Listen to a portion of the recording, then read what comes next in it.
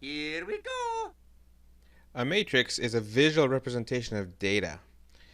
And what we do is we tend to take the coefficients in linear equations and then create matrices out of these. Now, matrices are organized by rows and columns. So we'll look at problem one. This is a system of linear equations. A linear equation, for example, here's one.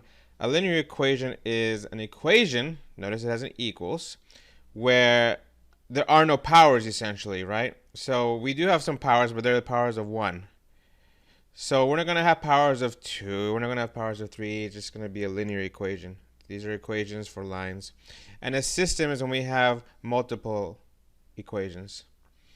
If we were to rewrite this in matrix form, we would get the following matrix. Notice that there aren't any variables, there aren't any letters in this matrix that I've created.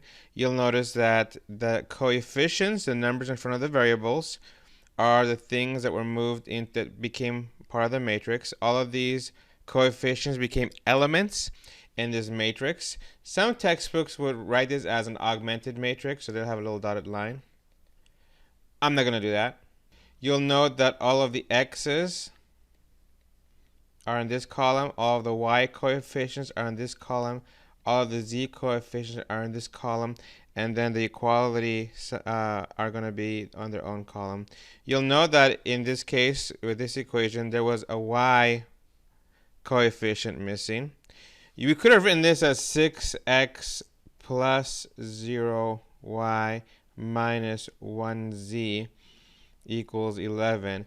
And then you would see where the coefficients are being pulled in to make that final row. Perfect. Here's another system of equations. Why don't you take a moment, try to create a matrix based on these coefficients. You'll notice that you got something like this. Note that even if there isn't anything in front of the x and the y, there is a coefficient of 1. And in this case, we had no x term because the x term had a 0 coefficient. Here's an egg carton, which is pretty unique because this is a matrix.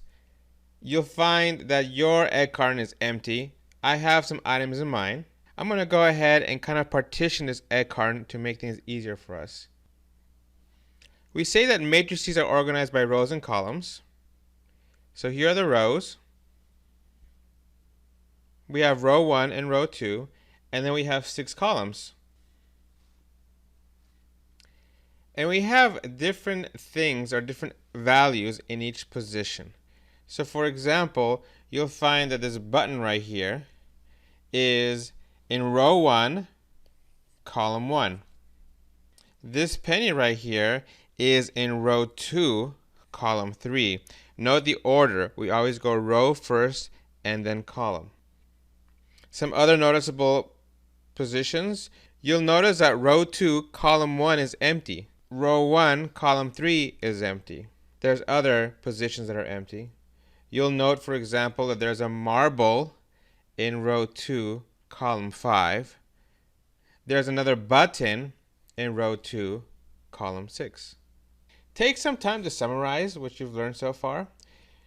Write down your answers to the following questions. Identify all positions that are empty in the above egg carton. Which positions have the same objects? Take some time to do that.